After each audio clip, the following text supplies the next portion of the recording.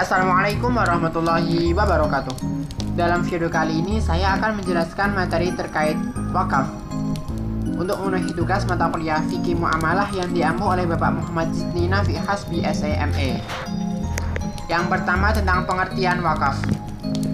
Wakaf sendiri berasal dari bahasa Arab yang berarti al-hasbu, yang berasal dari kata kerja hasaba yahsibu hasban, yang artinya menjauhkan dari orang dari sesuatu atau menjauhkan. Sedangkan wakaf menurut syara adalah menahan harta yang mungkin diambil manfaatnya tanpa menghabiskan atau merusaknya dan digunakan untuk kebaikan. Mazhab Maliki berpendapat bahwa wakaf adalah menjadikan manfaat benda yang dimiliki, baik berupa sewa atau hasilnya, untuk diserahkan pada orang yang berhak, dengan bentuk penyerahan berjangka waktu sesuai dengan apa yang dikehendaki oleh orang yang mewakafkannya. Selanjutnya ada dasar hukum wakaf. Di sini ada dua dasar hukum, yang pertama Al-Quran dan yang kedua hadis. Yang pertama Quran Surah Ali Imran ayat 92 yang berbunyi la tanarul birra hatta tunfiqu mimma tuhibbun wa ma tunfiqu min syai'in fa innallaha bihi alim, yang artinya kamu sekali-kali tidak sampai kepada kebajikan atau yang sempurna sebelum kamu menafkahkan sebagian harta yang kamu cintai, dan apa saja yang kamu nafkahkan, maka sesungguhnya Allah mengetahuinya. Quran Surah Ali Imran ayat 92. Selanjutnya ada dalam Quran Surah Al-Baqarah ayat 267 yang berbunyi ya ayyuhalladzina amanu anfiqu min thayyibati ma kasabtum wa ma akhrijna lakum minal ardh, yang artinya hai orang-orang yang beriman, nafkahkanlah di jalan Allah sebagian dari hasil usahamu yang baik-baik dan sebagian dari apa yang kamu keluarkan dari bumi untukmu. Quran Surah Al-Baqarah ayat 267.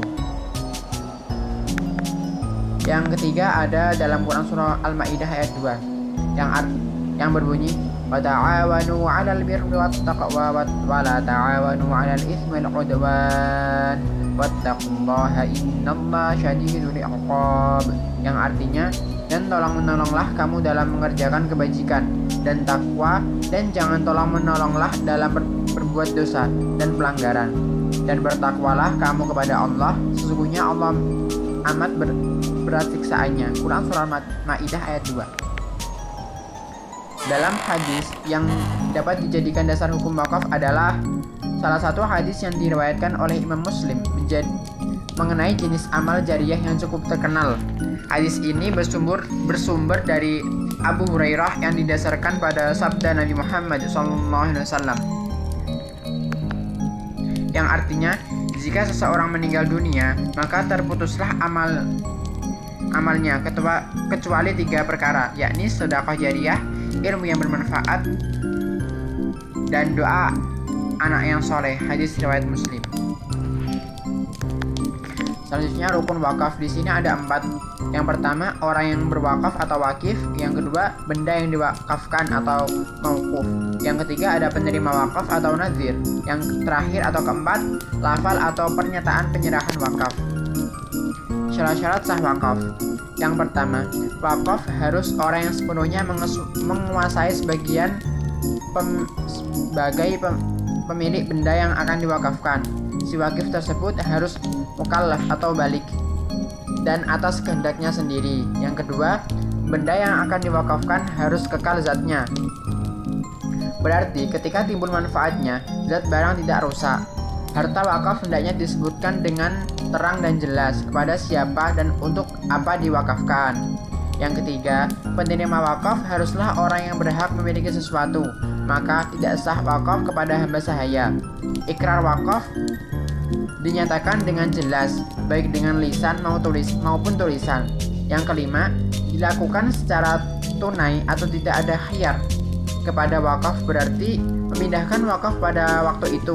Jadi peralihan hak terjadi pada saat ijab kabul ikrar wakaf oleh wakif pada nazir sebagai penerima wakaf. Yang selanjutnya ada macam-macam wakaf.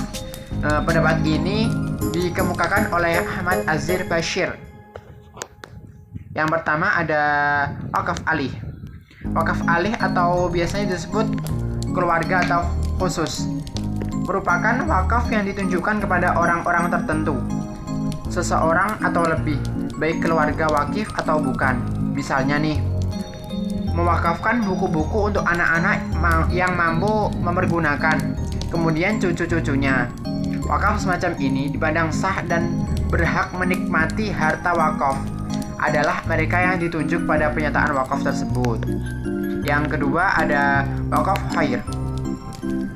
Wakaf khair atau wakaf umum ialah wakaf yang sejak semula ditunjukkan untuk kepentingan umum, tidak dikhususkan untuk orang-orang tertentu. Wakaf khair ini sejalan dengan jiwa amalan wakaf yang amat digembirakan dalam ajaran Islam, yang dinyatakan bahwa pahalanya akan terus mengalir sampai bila wakif telah meninggal, selagi wakaf masih tetap dapat diambil manfaatnya. Cukup sekian video kali ini, semoga dapat bermanfaat untuk kita semua. Wassalamualaikum warahmatullahi wabarakatuh.